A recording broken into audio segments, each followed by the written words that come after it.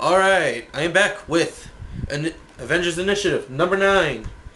Now, this is a very, very interesting book. We start off exactly what happened in the previous book. You got that clone MVP dude with his gun out.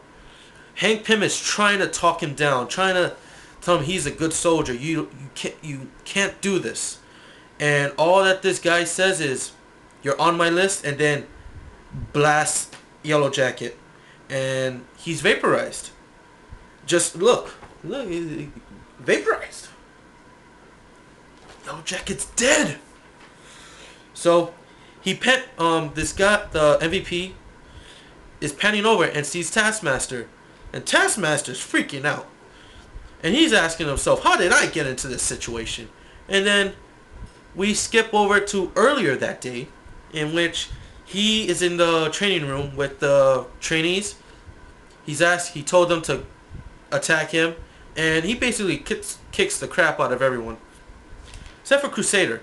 Because Crusader, he's playing smart, he's being a tactician, he knows that Taskmaster is a superior fighter than he is, he won't be able to win. And if you guys don't know, Crusader, he's a Skrull.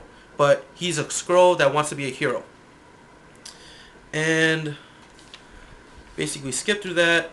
We come to Trauma, who, as you guys know, what happened. He's become more of a therapist now, and using his powers to help the heroes who are distraught and don't know what to do. And his first person is Cloud9. You see Beast and Wind Dancer, I think her name is. They're overlooking them, and they say, "Okay, our job is done with Trauma. He's got everything under control." You see Thor Girl. He's a girl, Thor Girl. And apparently she has a big crush on Trauma.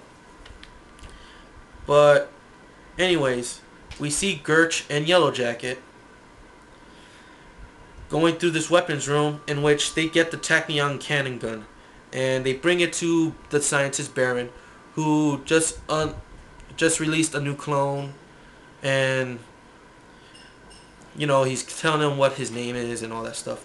And Yellow Jacket, he gives this clone the gun, and this clone he's normal. There's nothing wrong with him until the cannon latches onto his arm. Then he goes completely bonkers, just like this. And the gun is telling him stuff, and he finds out that he's a clone. He's not the real MVP. MVP is dead, and he wants to know who was involved. And as I told you in that first vid, he gets all that information, and he's pissed off. He's saying MVP can't be dead because I'm MVP. But the computers are telling him MVP is K.I.A, killed in action. And this clone is just repeating killed in action, killed in action, killed in action. So he takes his frustration on the doctor who was there and kills him. Pym tries to fight him, but is no match for the cannon because it's an Omega level weapon. It's the most powerful thing on Earth. So Pym shrinks down to the ant size and runs away.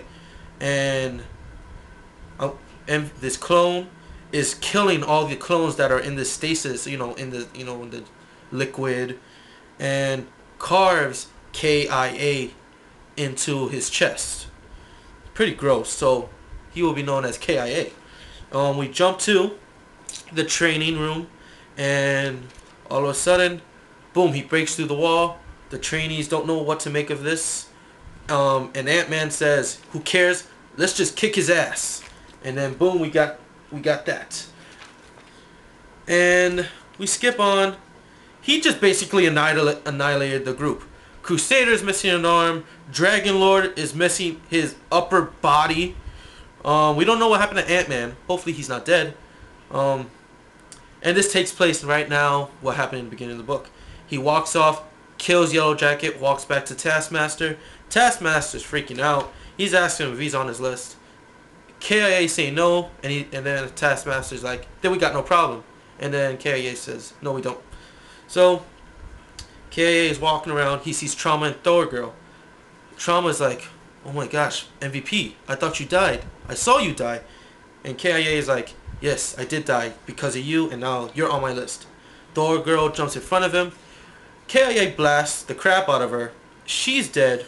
Trauma gets mad, uses his powers, transforms into this weird alien creature. Apparently that's what the gun is afraid of.